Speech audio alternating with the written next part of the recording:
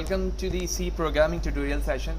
Previous sessions तक हमने सी language के अंदर फंक्शंस को समझा। ठीक है, फंक्शन क्या है, कितने तरह के हैं, और फिर हमने यूज़र डिफाइंड फंक्शंस के अंदर ये देखा था कि कॉल बाय वैल्यू फंक्शन क्या है और कॉल बाय रेफरेंस फंक्शन क्या है। तो आज उन्हीं फंक्शंस के टॉपिक को थोड़ा सा आगे लेके जाना है और हमें समझना है कि फॉर्मेटेड और अनफॉर्मेटेड फंक्शन क्या है। यानी जिस तरह से यूज़र डिफाइंड फंक्शंस हैं, इसी तरह प्री डिफाइंड फंक्शंस भी हैं, जो कि फंक्शंस की डेफिनेशन में हमने डिस्कस किया था, जो कि स्टैंडर्ड लाइब्रेरीज़ के बेस पर चलती हैं, जैसे प्रिंट एफ है, स्कैन एफ है, and so on so fourth. वो आज हमें देखना है।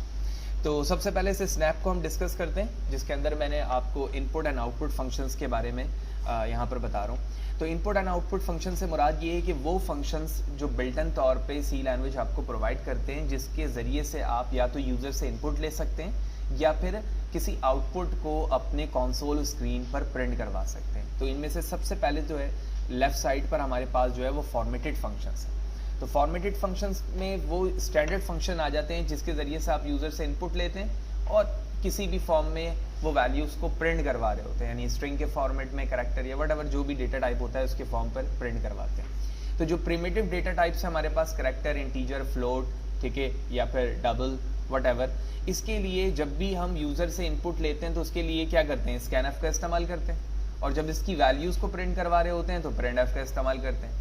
ठीक है, वैल्यूज़ को प्रिंट कराने के लिए प्रिंटएफ के अंदर फॉर्मेट स्पेसिफायर वाजे करते हैं कि %d लिखेंगे, %lf लिखेंगे, %f लिखेंगे, %c लिखेंगे, या %s लिखेंगे फॉर स्ट्रिंग। ठीक है, स्ट्रिंग आगे जाकर हम समझेंगे। बिल्कुल इसी तरह से जो बिल्टन फंक्शंस हैं उन्हें हम कहते हैं अनफॉर्मेटेड फंक्शन, जो कि मेरे राइट हैंड पे यहाँ पर इस डायग्राम पर शो किया जा रहा है। इनमें से इंटीजर और फ्लोट में कोई भी अनफॉर्मेटेड फंक्शंस नहीं है हमारे पास, जिसका कोई फॉर्मेट ना हो। अनफॉर्मेटेड से यहाँ से मुराद ये। तो कैरेक्टर के अंदर आप देख रहे हो 3 इनपुट फंक्शन है, गेट, ठीक है, गेट ई एंड गेट चार, ठीक है ना। तो गेट जो है यानी गेट ch जो फंक्शन है उसका एक स्टैंडर्ड फंक्शन, अनफॉर्मेटेड में एक स्टैंडर्ड वर्क है फॉर कैरेक्टर ओनली। कैरेक्टर से मुराद है सिंगल की, ठीक है। इसी तरह गेट ई फॉर इको, और इसी तरह गेट चार फॉर सिंगल कैरेक्टर। तो इन तमाम को हमें इंडिविजुअली देखना है कि ये गेट ch से क्या हो रहा है, गेट ch e से क्या हो रहा है, गेट ch r से क्या हो रहा है। तो ये इनपुट के लिए जब आप एक कैरेक्टर इनपुट डिफरेंट फॉर्म से ले सकते हो, तो इसी तरह उन इनपुट फंक्शंस को क्या करवा सकते हो, प्रिंट भी करवा सकते हो। तो प्रिंट करवाने के लिए पुट 6 और पुट 4 है। तो इन तमाम की डिफरेंसेस अब हमें प्रैक्टिकली देखना है। तो सबसे पहले हम गेट को देखते हैं। तो इस वक्त मैंने डेव ओपन किया हुआ है, और डेफ में सबसे पहले जो यहाँ पर कमिटेड एरिया पे लिखा हुआ है वो गेट 4 के हवाले से लिखा हुआ है। तो सबसे पहले हम समझते हैं कि गेट 4 का क्या मतलब है। तो कमिट पे लिखा हुआ है the function get 4 stand for get character, यानी इसका मतलब होता है कैरेक्टर को गेट करना है, get character, and input a single character from the keyboard, एक सिंगल कैरेक्टर कीबोर्ड से लेना। व्हेन कॉल द फंक्शन, जब ये फंक्शन कॉल होता है, वेट फॉर अ की टू बी प्रेस, तो ये वेट करता है कोई भी की प्रेस किया जाए। ठीक है, you can input the character as either a character or integer type, because getChar function treat character as integer and accept the ASCII or ASCII value of character as variable of type integer। यानी इसका मकसद ये है कि सबसे पहले तो ये एक सिंगल कैरेक्टर लेता है और ये वेट करता है जब तक आप सिंगल कैरेक्टर ना इंसर्ट करें तो ये आगे फर्दर वर्क नहीं करेगा। आगे बताया जा रहा है कि इस सिंगल कैरेक्टर में आप इंटीजर डेटा टाइप भी यूज़ कर सकते हैं और कैरेक्टर भी यूज़ कर सकते हैं, क्योंकि ये गेट 4 जो है वो कैरेक्टर को या फिर आपके इंटीजर नंबर को ASCII नंबर पर रिप्रेजेंट करता है। ASCII से मुराद क्या है, American standard code information interchange, यानी हर एक की को एक स्टैंडर्ड नंबर दिया गया है। ठीक है, तो वो क्या करता है, उस नंबर को स्टैंडर्ड की के बिहाफ पर रिप्रेजेंट कर रहा होता है। ठीक है, तो यहाँ से डेफिनेशन से हमें ये बात क्लियर हो गई कि गेट 4 क्या है। अब इसे हम प्रैक्टिकली देखते हैं। तो सबसे पहले मैं एक कैरेक्टर लेता हूं और कैरेक्टर टाइप ऑफ C, ठीक है, मैंने C डिफाइन कर दिया और उसके बाद मैं कहता हूं C equal to get 4। Okay, तो ये एक डेटा टाइप कैरेक्टर थी और कैरेक्टर को मैंने किसके बराबर ले लिया, गेट 4 के बराबर ले लिया। उसके बाद मैं क्या कर रहा हूं, C को प्रिंट करवा रहा हूं। तो मैंने कहा print f %C for character, ठीक है, /n comma of C variable का नाम, और यहाँ लिख देता हूँ the value of C is. Okay, terminate करते हैं, कंट्रोल एस करता हूँ, F11 प्रेस करते हैं, लेट सी कि ये कैरेक्टर के लिए वेट करता है या नहीं करता है। तो इस वक्त आप देख रहे हो कि ये आउटपुट स्क्रीन मेरे सामने और कर्सर ब्लिंक कर रहा है, यानी ये कैरेक्टर को वेट कर रहा है कि आप कोई भी कैरेक्टर लिखेंगे। तो मैं कैरेक्टर लिखता हूँ फॉर एग्जांपल Q और एंटर प्रेस करता हूँ। तो आपने देखा कि जैसे ही उसने वेट किया पहले तो, और जब मैंने Q प्रेस किया तो उस Q की वैल्यू C में जाकर क्या हो गई, इसके जरिए से सेव हो गई। और सेव होने के बाद सेकंड लाइन पे मैं क्या कर रहा हूँ, उसकी वैल्यू डिस्प्ले करवा रहा हूँ। तो ये प्रिंट एफ के जरिए से इसकी वैल्यू क्या हो गई, प्रिंट हो गई यहाँ पर। तो पहली डेफिनेशन की बात तो यहाँ पर क्लियर हो गई कि गेट चार्ट से एक सिंगल कैरेक्टर गेट होता है आपके स्क्रीन पर, और ये वेट करता है जब तक आप कैरेक्टर इंसर्ट ना करते हैं, उस तक वो वर्क आगे परफॉर्म नहीं कर रहा होता है। फिर दूसरी बात ये कही जा रही थी कि आप ना सिर्फ कैरेक्टर बल्कि यहाँ पर इंटीजर डेटा टाइप भी इस्तेमाल कर सकते हैं। तो लेट्स सी, इसी कोड को मैं दोबारा कॉपी करता हूँ, नीचे पेस्ट करता हूँ और ऊपर वाले कोड को मैं कमेंट कर देता हूँ। जहां पर इंटीजर लिखा है, आई मीन जहां कैरेक्टर लिखा था, मैंने उससे इंटरचेंज करके क्या कर दिया, कैरेक्टर। तो वाज़ेह रहा है इस वक्त सी एक कैरेक्टर नहीं बल्कि इंटीजर डेटा टाइप है। इंटीजर डेटा टाइप के अंदर एक कैरेक्टर लिया जा रहा है, ठीक है। और डेफिनेशन में बताया गया था कि जब आप कैरेक्टर इंसर्ट करते हैं तो खुद ब खुद उसको ASCII कोड में जनरेट कर देता है, जो कि एक डेसिमल नंबर है, यानी होल नंबर है। तो अब क्या होगा, उस होल जो कैरेक्टर तुमने इंटीजर में इंसर्ट करवाया होगा वो कैरेक्टर नहीं बल्कि उसका ASCII नंबर प्रिंट हो जाएगा। Let's see, control S F11। तो अब मैं Q प्रेस करता हूँ और एंटर प्रेस करता हूँ। तो अब आप देख रहे हो कि Q डायरेक्टली कैरेक्टर प्रिंट हो गया, लेकिन इसकी वैल्यू इसलिए प्रिंट नहीं हुई है कि यहाँ पर मैंने क्या लिखा हुआ है, %C ही लिखा हुआ है ना। तो कैरेक्टर तो प्रिंट हो गया, लेकिन अब अगर मैं चाह रहा हूँ कि ASCII कोड प्रिंट हो, तो लिहाजा यहाँ पर आऊँगा और D लिखूंगा, कंट्रोल एस करके F11 प्रेस करूंगा और Q दोबारा लिखकर एंटर प्रेस करता हूं। और अब आप देख रहे हो कि Q प्रिंट नहीं हो रहा बल्कि उसका क्या प्रिंट हो रहा है, ASCII कोड प्रिंट हो रहा है। तो यहां से ये बात क्लियर होती है कि गेट चार एक इनपुट कैरेक्टर के लिए यूज होता है, ठीक है। और जब आप कैरेक्टर डेटा टाइप लेते हो तो क्या होता है, वो कैरेक्टर यहाँ पर डिस्प्ले हो जाता है। सबसे पहले तो वो की का वेट करता है, जब आप की प्रेस कर लेते हो तो वो उसे डिस्प्ले भी करता है और आगे वर्क करता है। फिर उसके बाद हमने इंटीजर में देखा कि इंटीजर में ये काम किस तरह से हो रहा है। आप कैरेक्टर भी प्रिंट करवा सकते हो और अगर उसके ASCII कोड को करना चाह रहे हो तो आप क्या लिखोगे, %D लिखोगे। ओके, तो अब आगे चलते हैं। जिस तरह से हमने यहाँ पर देखा था, तो सबसे पहले हमारे पास गेट है और गेट ई है। अभी हमने गेट 4 को देख लिया, अब हम इन दोनों को देखेंगे, get CH and get CHE, ये दोनों क्या है और किस तरह से वर्क करते हैं। लिहाजा इसके लिए सबसे पहले तो इसकी डेफिनेशन की तरफ चलते हैं, जो कि यहाँ पर मैंने कमेंटेड पे लिखा हुआ है, ठीक है। तो get and get E are two very similar function which use for same purpose, ठीक है।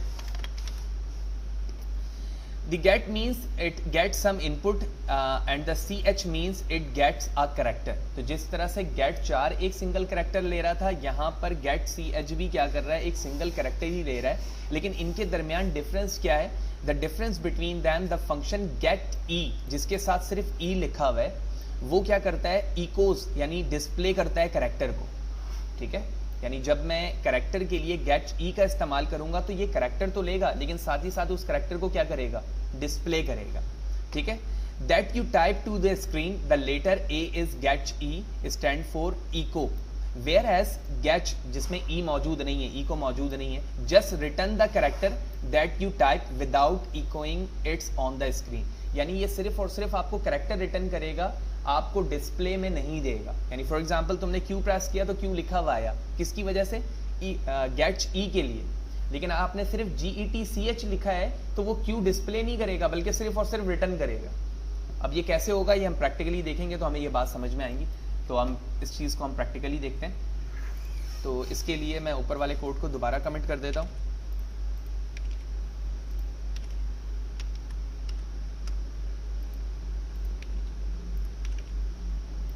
और अब यहाँ पर इन दोनों की डिफरेंस को हम समझते हैं इस जगह पर। लिहाजा इसके लिए मैं एक कैरेक्टर दोबारा लेता हूँ, AA and BB। आप कोई भी वेरिएबल ले सकते हैं और उसके बाद डायरेक्टली हम प्रिंट करवाते हैं, प्रिंट F, एंटर आ कैरेक्टर, ओके। और उसके बाद हम इस वेरिएबल को यूज़ करते हैं किसके लिए, गेट ई के लिए, जिसकी डेफिनेशन हमने पहले देखी। ठीक है, तो ये पहली डेफिनेशन हो गई। तो अब हम इसे डिस्प्ले करवा के देखते हैं कि क्या जब मैं वैल्यू लिखूंगा तो ये मुझे डिस्प्ले पे दिखाएगा या नहीं दिखाएगा। अभी मैं वैल्यू को डिस्प्ले कहीं पे भी नहीं करा रहा हूँ, सिर्फ और सिर्फ स्टोर करवा रहा हूँ। Control S F11। ठीक है, इंटर अ कैरेक्टर, मैंने W लिखा तो W लिखा आ रहा है। जब मैंने W प्रेस किया तो W लिखा आ रहा है। उसके बाद प्रोग्राम टर्मिनेट हो गया। ठीक है, मैंने प्रिंट नहीं करवाया, सिर्फ इनपुट दिया है अभी। अब इसी चीज को हम गेट CH विदाउट E में डिस्प्ले करवाते हैं। लिहाजा मैं इसी कोड को दोनों लाइनों को कॉपी करता हूँ, नीचे डिस्प्ले करता हूँ और इससे कर देता हूँ कमेंट। ठीक है, और वेरिएबल यहाँ इस्तेमाल कर लेता हूँ डबल बी। अब चाहे तो डबल ए भी इस्तेमाल कर सकते हैं क्योंकि मैंने कमेंट कर दिया। ठीक है, कंट्रोल एस करते हैं और यहाँ से ई को अब क्या कर देते हैं, हटा देते हैं। ठीक है, क्योंकि ये दूसरा फंक्शन था हमारे पास। F11 प्रेस करता हूँ एंड लेट्स सी, मैंने प्रेस किया W। जैसे ही W प्रेस किया तो आप देख रहे हो कैरेक्टर में कहीं पे भी W नहीं लिखा हुआ है। खुद ब खुद वो क्या हुआ, प्रोग्राम टर्मिनेट हो गया। यानी उस फंक्शन ने W मुझे फ्यूचर में कहीं ना कहीं रिटर्न करना है, लेकिन उसने क्या नहीं किया, डिस्प्ले नहीं किया। ये बेसिक डिफरेंस है get CH and get CHE में। आगे चलते हैं। तो यहां तक हमने तीनों चीजों को देख लिया कि get 4, get E and get, तीनों में क्या डिफरेंस है। ठीक है, तीनों किस लिए इस्तेमाल किए जा रहे हैं, एक सिंगल कैरेक्टर को डिस्प्ले करवाने के लिए या लेने के लिए। क्योंकि एक इस डेटा टाइप से कैरेक्टर से, तो कैरेक्टर से तो हमेशा सिंगल ही वैल्यू ली जा सकती है। इसी तरह जब आपने इनपुट ले लिया है तो आप उसको डिस्प्ले भी तो करना चाहोगे ना, यानी उसको प्रिंट भी तो करवाना चाहोगे। अभी तो हमने प्रिंट एफ के जरिए से करवा दिया समझने के लिए, लेकिन इसी तरह जब आप कैरेक्टर अनफॉर्मेटेड में अनफॉर्मेटेड फंक्शन से आप लोगे तो उसी तरह अनफॉर्मेटेड आउटपुट के जरिए से उसे प्रिंट भी करवाओगे। लिहाजा उसके लिए हमारे पास फंक्शन है पुट्स एंड पुट 4, यानी फंक्शन को पुट करो एक सिंगल कैरेक्टर के लिए। लेट्स सी, सबसे पहले इसकी डेफिनेशन समझते हैं। द फंक्शन पुट 4 का मतलब होता है कैरेक्टर पुट, यानी put character and display only a single character value on the monitor. यानी कि अब हमें क्या करना है, उसके आउटपुट को डिस्प्ले करवाना है जो इनपुट में गेट 4 या गेट ई या गेट के जरिए से ले रहा था। The character can be a character variable or, the character itself contain a single codes. यानी जब भी आप कोई वेरिएबल आर के रिस्पेक्ट से बात हो रही है तो जब मैं उसको डिस्प्ले करना चाहूंगा तो मैं सिंगल कोड के अंदर लिखूंगा। जैसे प्रिंट एफ के अंदर तो हम इन्वर्टेड कॉमा इस्तेमाल करते हैं, लेकिन पुट 4 या पुट के अंदर हम सिंगल कोटेशन इस्तेमाल करेंगे। लेट्स सी कैसे। इसका आसान सा तरीका ये हो सकता है कि मैंने डायरेक्टली लिखा है यहाँ पर पुट, ठीक है, और सिंगल कोटेशन लिया और यहाँ पर मैंने ए लिख दिया। इसी तरह मैंने पुट 4 लिखा, सिंगल कोटेशन बी लिखा। लेट्स सी, तो इस कोड को अब हम कमेंट कर देते हैं क्योंकि इसका कोई काम नहीं है।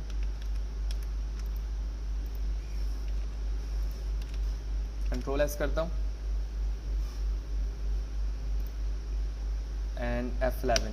लेट्स सी, तो आप देख रहे हो दोनों की वैल्यू ए और बी प्रिंट हो रही है यहाँ पर।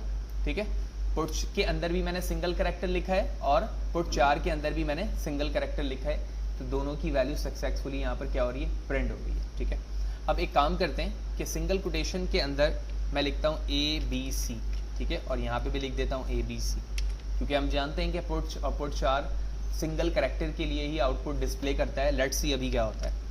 F11 प्रेस करता हूँ, तो अब अभी आप देख रहे हो कि दोनों में से कौन सा कैरेक्टर आ रहा है, जो लास्ट में लिखा गया है CNC, यानी वो एक से ज़्यादा कैरेक्टर को डिस्प्ले नहीं करवा पा रहा है। मैं दोनों में चेंज कर देता हूँ, मैंने ऊपर लिख देना है X, Y and Z और नीचे ABC लेते हैं। तो आप देख रहे हो अब क्या लिखा आ रहा है, ZNC।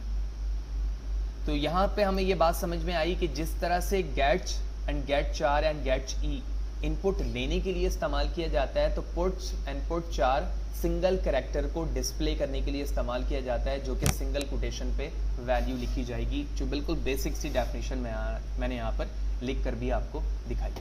तो इस तरह से हमने अनफॉर्मेटेड फंक्शन के अंदर ये पांचों फंक्शंस को देखा with respect to the definition कि ये अनफॉर्मेटेड फंक्शंस में किस तरह से वर्क करते हैं और इसके ज़रिए से हम किस तरह से सिंगल इनपुट लेने के बाद उस सिंगल इनपुट को in term of unformatted function display करवा सकते हैं। तो इसके बाद हमारे पास स्ट्रिंग पे दो अनफॉर्मेटेड मजीद फंक्शन है। As a name suggest, string का मतलब है कि सीक्वेंस ऑफ कैरेक्टर है, ठीक है, जो नॉर्मली हम इन्वर्टेड कॉमा के अंदर चीज़ें लिख रहे होते हैं वो हमारा स्ट्रिंग कहलाता है, जो कि प्रिंट एफ के अंदर लिखा जा रहा होता है, ठीक है। तो अनफॉर्मेटेड के अंदर हमारे पास दो फंक्शन है, गेट्स एंड पुट्स। तो सबसे पहले तो हम पुट्स को समझते हैं, उसके बाद गेट्स की तरफ आएंगे, ठीक है। आउटपुट फंक्शन पुट्स क्या कर रहा होता है पहले हम वो देखते हैं। तो जिस तरह से आप प्रिंट एफ के थ्रू किसी भी स्ट्रिंग को प्रिंट करवा रहे होते हो, बिल्कुल इसी तरह पुट्स के थ्रू भी आप क्या करोगे, किसी भी स्ट्रिंग को डिस्प्ले करवाओगे। लेकिन इसमें क्या डिफरेंस है उस चीज़ को समझते हैं कि प्रिंट एफ के मामले में के बिहाफ पर इसमें क्या डिफरेंस है। तो तमाम कोड इस वक्त कमिटेड है, हम यहाँ पर कमिट पे सिर्फ पुट्स लिखते हैं और बाकी बात समझते हैं। तो मैंने लिखा पुट्स इन्वर्टेड कॉमा और मैं यहाँ लिखता हूँ दी पुट्स फंक्शन लाइन 1, ठीक है। कंट्रोल एस करते हैं और इसी लाइन को दोबारा कॉपी करता हूँ और पेस्ट कर देता हूँ, ठीक है। और इसे कह देता हूँ लाइन नंबर 2। F11 प्रेस करते हैं, लेट्स सी।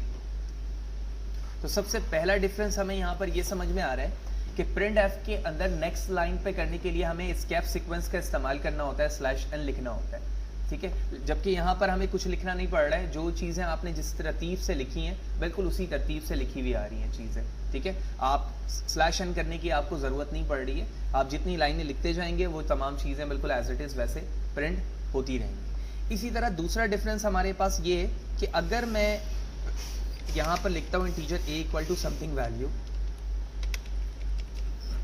और इसी तरह मैं इनकी वैल्यू को यहाँ पर प्रिंट करवाना चाह रहा हूँ, ठीक है।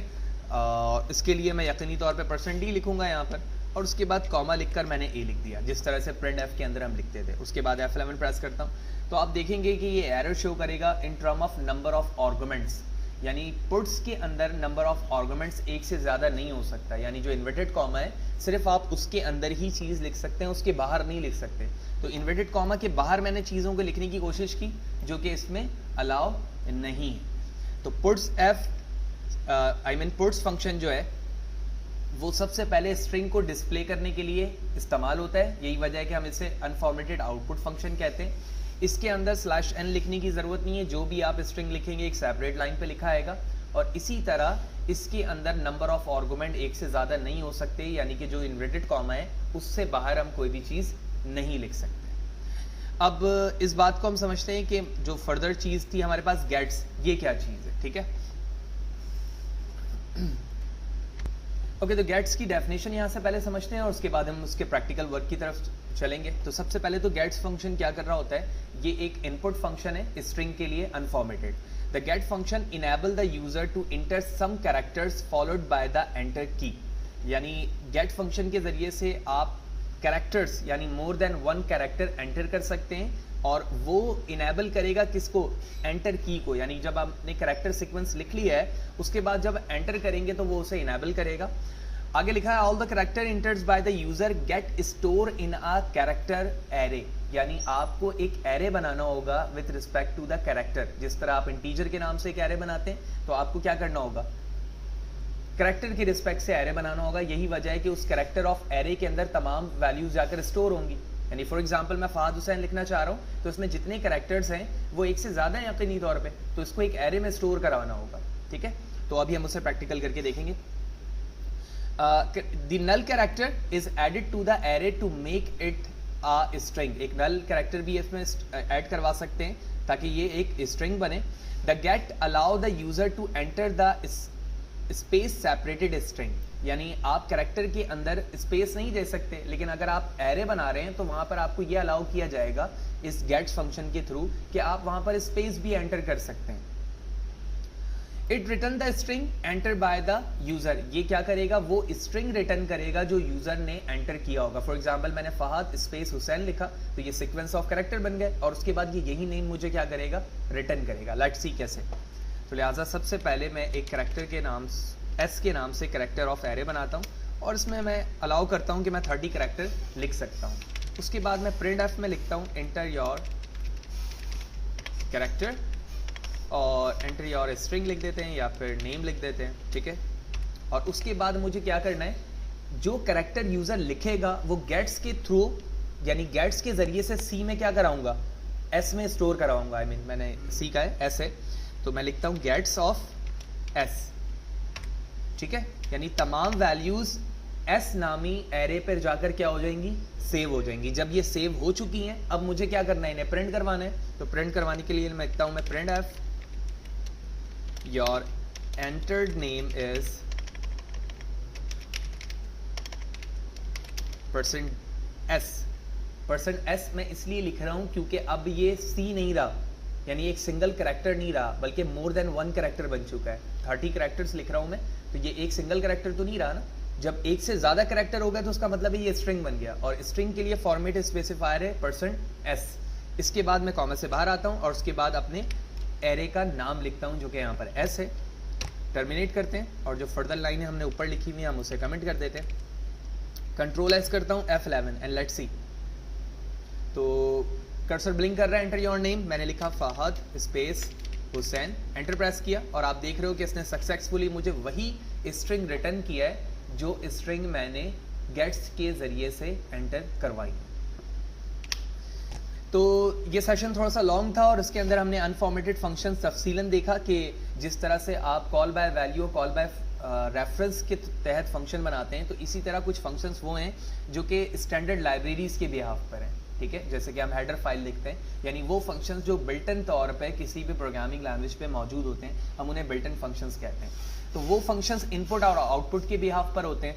तो इनपुट आउटपुट में सबसे पहले हमारे पास फॉर्मेटेड फंक्शन आते हैं जो कि हमारे प्रिमिटिव डेटा टाइप्स के अंदर इस्तेमाल होते हैं। यानी कि अगर मैं यूजर से कैरेक्टर, इंटीजर, फ्लोट, स्ट्रिंग लेना चाहूँ तो उसके लिए स्कैनएफ, वगरना आउटपुट के लिए प्रिंटएफ इस्तेमाल करते हैं। लेकिन अगर यही अनफॉर्मेटेड फंक्शंस की तरफ चले जाए, यानी एक सिंगल कैरेक्टर की बात की जाए, तो इसके अंदर दो अनफॉर्मेटेड फंक्शन हमारे प्रिमिटिव डेटा टाइप्स पर बेस करते हैं। एक है कैरेक्टर और एक है स्ट्रिंग।